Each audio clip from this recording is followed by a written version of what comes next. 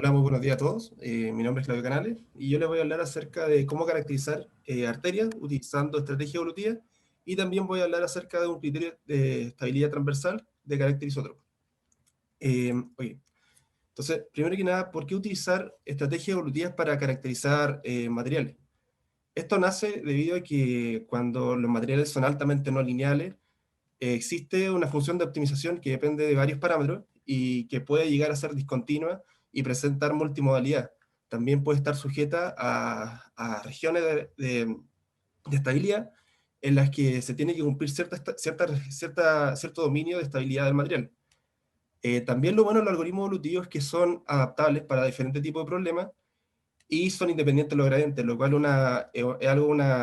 es muy positivo, ya que, por ejemplo, si la función objetivo es discontinua en algún punto, no se puede hablar de un método que depende de gradientes como la de Marquardt, gradiente descendiente o de ese estilo. Entonces, la motivación de caracterizar el material utilizando estrategias evolutivas básicamente es predecir el comportamiento mecánico del material y hacerlo de manera fidedigna y estable. Entonces, algunas de las propiedades de la estrategia evolutiva es que son un algoritmo de optimización que están orientados a la optimización global del problema y son independientes de los gradientes. También permiten resolver problemas restringidos y no restringidos. En este caso es muy importante resolver problemas restringidos porque tenemos restricciones de estabilidad en el problema. Eh, Se pueden optimizar problemas de n variables y también existen implementaciones computacionales de carácter multiobjetivo. Estos códigos son altamente paralelizables, pero a su vez tienen una desventaja que tienen un alto costo computacional por el carácter de fuerza bruta que utilizan. Entonces, básicamente, la estrategia evolutiva son un algoritmo de optimización que busca en el dominio, en el espacio de decisión de las variables que queremos optimizar. El principio, de manera bien rauda, bien general, consiste en que se inicializa una población, esa población se evalúa, que es la evaluación de la función de costo, los mejores individuos se seleccionan y después esos individuos se recombinan y se mutan y ese proceso se repite de manera iterativa. Básicamente eso es a grandes rasgos cómo funciona esto. Pero de manera simple, nosotros utilizamos la estrategia evolutiva para optimizar un problema, donde el modelo matemático es el modelo hiperelástico y utilizamos la estrategia evolutiva para ajustar esos datos. Entonces, en este caso vamos a utilizar el modelo hiperelástico para modelar la arteria, en este caso el modelo de Gasser. Este modelo plantea una discomposición aditiva de la función densidad-energía en dos partes. En una parte que es la matriz y en otra parte que es la fibra. Este material depende de tres constantes materiales, que es mu, K1, K2. También depende del ángulo de la fibra, que se puede ver acá, que es donde tenemos una imagen de una arteria. En este caso nosotros vamos a hacer de que este ángulo gamma es simétrico y que las dos familias de fibras presentan simetría respecto al eje longitudinal. Hay algo muy importante que si nosotros decimos que, ok, si el modelo de Gasser, el kappa es igual a 0, entonces el modelo de Gasser es equivalente al modelo Hotzaff, si kappa es igual a 0. Y también este valor de kappa representa qué tan dispersa está la fibra en el espacio. O sea, si kappa es igual a 0, las fibras están totalmente alineadas, y si kappa es igual a un tercio, el material es totalmente isótropo. ¿Sí? Entonces, primero vamos a modelar y el ensayo de tracción Excel. ¿Cómo vamos a hacer eso? Vamos a decir que existe un gradiente de formación homogéneo, dado por el que está acá, evaluando el tensor de esfuerzo Cauchy y considerando que el material es incompresible, nosotros podemos llegar a estas ecuaciones, donde sigma 1,1 corresponde al esfuerzo de Cauchy un axial, y es necesario a la vez resolver la ecuación número 2 de manera iterativa para cada punto que se quiera evaluar de sigma 1,1, ya que sigma 1,1 depende de lambda 1 y de lambda 2, donde lambda 2 no se mide experimentalmente, por lo tanto hay que llegar y obtenerlo de esta ecuación, donde es necesario resolver la ecuación no lineal. Entonces, podemos definir una función objetivo para caracterizar arteria, que es la que está acá abajo. Básicamente, nosotros podemos decir, vamos a hacer dos ensayos, uno longitudinal y uno circunferencial. ¿Por qué necesitamos hacer dos ensayos? Porque para así poder caracterizar la anisotropía de la arteria. Entonces, por eso se hacen dos ensayos, que son en la dirección longitudinal y circunferencial. En este caso, el vector de parámetros que queremos optimizar, el que queremos encontrar, son los parámetros del modelo Gasser, que consiste en mu, kappa, K1, K2 y el ángulo de la fibra. También esto corresponde a lo que está acá son la suma de los errores cuadráticos estandarizados. Y eso representa la función objetivo que queremos minimizar. Entonces, primero que nada vamos a evaluar la estrategia evolutiva si es que son capaces de solucionar este problema de caracterización, este problema de optimización. Entonces, lo que está acá generamos una curva de datos experimentales, que es la curva longitudinal y la circunferencial, con los parámetros que están acá, que se generan de forma aleatoria, y generamos esta curva experimental. Entonces la idea es utilizar esta función objetivo, la que está acá abajo, para encontrar esos parámetros nuevamente con la estrategia evolutiva, para así validar de que la estrategia evolutiva, este algoritmo de optimización, es capaz de resolver este tipo de problema de optimización. Entonces, lo que se obtiene básicamente es que se encuentran los mismos parámetros, y lo que está acá es la realización de 100 veces del proceso de optimización. Obtenemos el promedio de la solución de 100 veces de la solución que se obtiene con la estrategia evolutiva elitista, y se obtiene que al final los parámetros obtenidos son muy cercanos a los reales. O sea, son muy cercanos a los reales considerando que la estrategia evolutiva tiene una componente estocástica. O sea, la solución que se obtiene es variable dependiendo de cuándo se inicia. Entonces, ahora algo que quiero presentar es el tema de la inestabilidad transversal. Entonces, cuando nosotros ensayamos un material uniaxial de carácter anisótropo, tenemos el plano de anisotropía en la dirección 1 de 2, que es el que está acá, representado por dos fibras. Y tenemos el lambda 3, que es el alargamiento que está normal a este plano, normal al plano de anisotropía. Entonces, para ilustrar la inestabilidad transversal, voy a presentar la gráfica de esfuerzo de estos dos sets de parámetros, donde tengo x1 y x2, que son los parámetros del modelo Hertzhausen.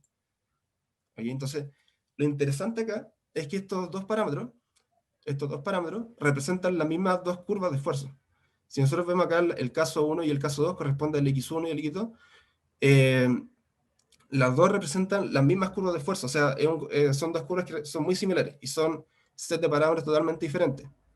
Ahora, lo interesante es visualizar la inestabilidad, que es lo que aparece acá. Lambda 3 corresponde a este alargamiento, y lo que ocurre es que hay un set de parámetros, que es el caso 1, en el que el material empieza a engrosarse en la dirección lambda 3, y es un comportamiento no físico el modelo. Aún así, lo interesante es que estos dos parámetros representan la misma curva de esfuerzo. Entonces, esto ya nos plantea que optimizar según los esfuerzos de las dos curvas no nos garantiza que el material presente estabilidad transversal, que es lo que nosotros, un término que acuñamos en este trabajo.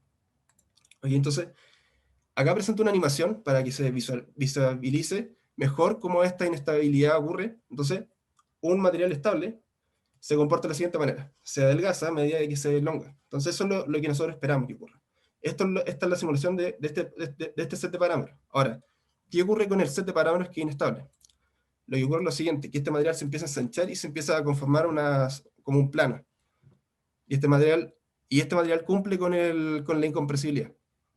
Entonces esto es lo que nosotros definimos como material inestable transversalmente, cuando ocurre esto. Esto es cuando es estable. ¿Sí? Entonces, para cuantificar los alargamientos, nosotros podemos decir que existen una familia de fibras en la configuración material M, definida por esta ecuación, y otra de M' definida por esta otra ecuación. Nosotros podemos llevarla a la configuración deformada multiplicando por el tensor de deformación, que es el F, y obtener estos vectores. Este vector M, que es la configuración deformada. Entonces,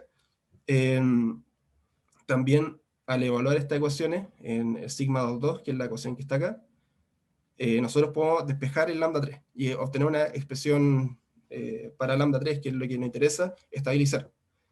Entonces, lo podemos ver de que acá hay un término que está en corchete, que nosotros definimos como psi, y ese valor de psi está multiplicado por lambda 1, le damos en un medio. En el fondo, si lambda 3 crece, es por el psi. En este caso, si el material es isótropo, el valor de esta variable va a ser igual a 1. Si en el caso que es anisótropo, este valor siempre va a ser mayor o igual a 1.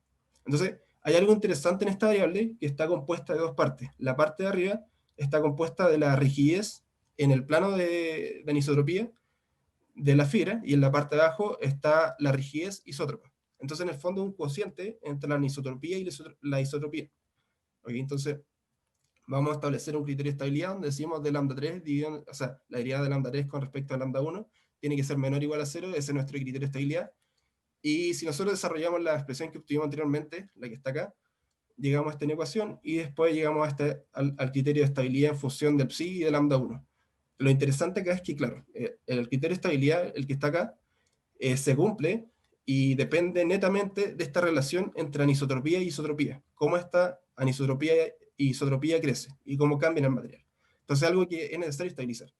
Entonces, cuando uno caracteriza un material en función de solamente el esfuerzo, uno no está también regularizando cómo la energía isótropa y la anisótropa se va a distribuir en el material. Entonces, eso es algo a tener en consideración que se puede regularizar con esto. Entonces, ahora vamos a estudiar un poco el modelo de Hotzaffel y el de Gasser. Entonces, evaluamos un modelo de Gasser en este valor de psi y obtenemos esta expresión.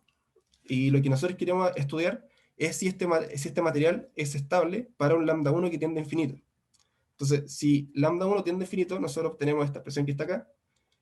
Y, eh, y en resumen, la conclusión que se obtiene es que el modelo de Gasser es estable para un lambda 1 que tiende a infinito, siempre y cuando k pasa distinto a 0. Es decir, que el modelo Hotzaffel no es estable. Y esto es para un alargamiento 1 que tiende a infinito. Esto podría ser a lo mejor un lambda 1 de 1.7, que es muy grande ya. Lo bueno sí es que al demostrar esto, es que demostramos que el modelo Gasser es estable para un lambda 1 mayor a un lambda x, que podría ser, por ejemplo, 1.3 o cualquier valor. Entonces, eso ya nos dice que el modelo de Gasser es una mejor opción que el modelo de Hotzaffel debido a esta estabilidad. Ok, entonces, en función de esta restricción, que nosotros decimos que es la estabilidad transversal, podemos definir una función de penalización, que es la que está acá abajo.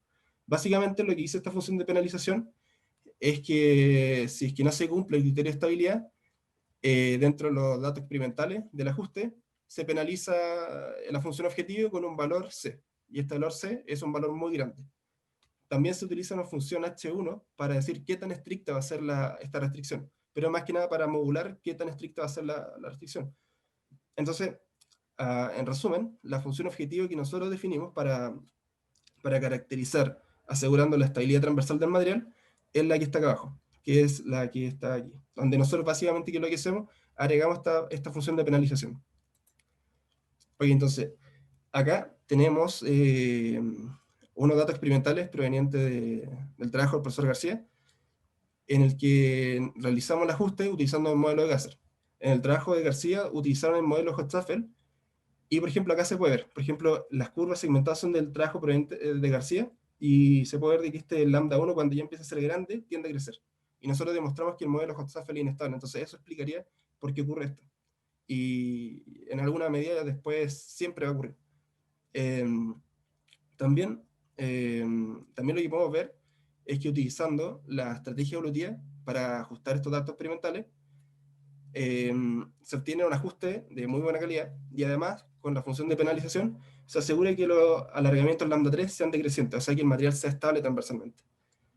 De manera análoga, se repite lo mismo, donde la línea continua es los datos de los ajustes con la estrategia evolutiva y el modelo Gasser y el término de penalización. Entonces, básicamente, eh, lo que se obtiene acá es que hay tres grupos de arterias y en cada uno de los grupos que se ajusta y se caracteriza el material, se obtiene una respuesta que ajusta los datos experimentales de esfuerzo y también se asegura una respuesta estable respecto al lambda 3, que no crece. Entonces, bueno, acá están los parámetros que se obtuvieron. Eh, bueno, también algo interesante que también se desarrolla en este trabajo es caracterización a través de manera inversa con elementos finitos. Entonces, ahora el desafío es, ok, consideramos los dos ensayos de tracción uniaxial. Ahora queremos considerar un ensayo de presurización, que es el que está acá. Entonces nosotros se realiza el ensayo de presurización y se modela de forma numérica la respuesta con elementos finitos. Entonces nosotros podemos definir una función objetivo que agrega que agrega los errores cuadráticos entre la simulación de elementos finitos y los datos experimentales, considerando la función de penalización que está acá abajo. Okay. Entonces, la función objetiva en este caso se calcula de la siguiente manera. La función objetiva depende del vector x, que corresponde a los parámetros del modelo Gasser. Primero se calculan los errores cuadráticos del ensayo uniaxial, después se calculan los errores cuadráticos del ensayo circunferencial, y después se ve si es que se cumple el criterio de estabilidad. Si es que se cumple el criterio de estabilidad, se prosigue. Si es que no, se retorna un valor penalizado que tiende a infinito. Si es que se cumple, se realiza la simulación de elementos finitos, para así no realizar simulaciones de manera innecesaria. Y si es que la simulación converge, se calculan los errores cuadráticos del método de elementos finitos y se calcula la función objetiva que habíamos mencionado anteriormente. Ahora, si la simulación no converge, también se penaliza el resultado y se retorna un valor que tiende a infinito. Ok, entonces, este fue el diagrama de bloque que utilizamos para caracterizar en base a elementos finitos. Y algo importante es que, bueno, es que en este caso, modelar de manera analítica este ensayo es bastante complejo, ya que el modelo analítico no es capaz de capturar la dinámica no lineal de este problema. 2 minutos. Entonces, es necesario utilizar esta herramienta de carácter como caracterización inversa con elementos finitos. Entonces, acá tenemos dos grupos de estudio, o grupo CN y grupo MN, donde acá se ajusta solo la presurización. Y podemos ver de que la presurización se ajusta de manera correcta, se asegura la estabilidad del lambda 3 para los dos parámetros, o sea, el ajuste que se obtiene es muy bueno. Y en este caso no se está considerando el ensayo de tracción uniaxial, y aún así se ajustan de manera adecuada a las curvas. Sin embargo, también podemos considerar todos los términos, el ensayo de tracción uniaxial y el ensayo de presurización. Y en este caso se obtiene que el ajuste obtenido para los dos grupos experimentales es muy bueno. Acá están los parámetros que se obtuvieron. Y algo importante es que utilizando un computador con 20 núcleos, este proceso tomó aproximadamente 12 horas, porque hay que llamar muchas veces de manera recursiva la simulación de elementos finitos. Entonces, como conclusión, la estrategia evolutiva demuestran que son capaces de caracterizar un material anisótropo. Es posible considerar restricciones discontinuas y también son flexibles para diferentes tipos de materiales, ya sea de carácter que presenten daño, otro tipo de materiales. También se presenta el criterio de estabilidad constitutivo del modelo Gasserick-Gottsafel y se presenta una función de penalización. Y por último, se presenta un método de caracterización inversa con elementos finitos, que es una buena opción cuando no hay un modelo analítico para modelar eh, y también representa de manera fidedigna el comportamiento mecánico del material. Así que esa es mi presentación. Muchas gracias, Claudio. Bien interesante tu exposición. Tenemos tiempo para una pregunta que veo a Alejandro Vesmalinovich. Hola, hola Claudio, felicitaciones, muy buen trabajo. Me dan ganas de colgarme ahí para que le pongamos el daño también. Bueno, la pregunta lo quería preguntarte era, ¿por qué, o sea, tu criterio, según tu diagrama de bloques, cuando la simulación no converge, tú vuelves al ciclo de igual? Como ahí le estás echando la culpa a la pérdida de convergencia netamente al modelo, o sea, al modelo constitutivo. Claro, o sea, por diferentes razones, cuando nosotros evaluamos puede que la simulación no converja. Entonces, si es que no converge, realmente yo no puedo evaluar la función de costo. Y al no poder evaluarla, la penalizo y digo que este Y valor no me vuelves sirve. nomás. Claro, Ya, porque me imagino que en la simulación también hay otros factores que influyen en que converja o no converja. Por ejemplo, claro. el intervalo pseudotemporal y esas cosas. Entonces, sí, el modelito podría ser bueno, pero bueno, ahí está tu flujo de trabajo. Pero muy bien, ¿eh? Así Claro. que me gustaría conversar contigo a posterior para que veamos cómo podemos mejorar esta cosita. Vale, muchas gracias. Ya, gracias a ti.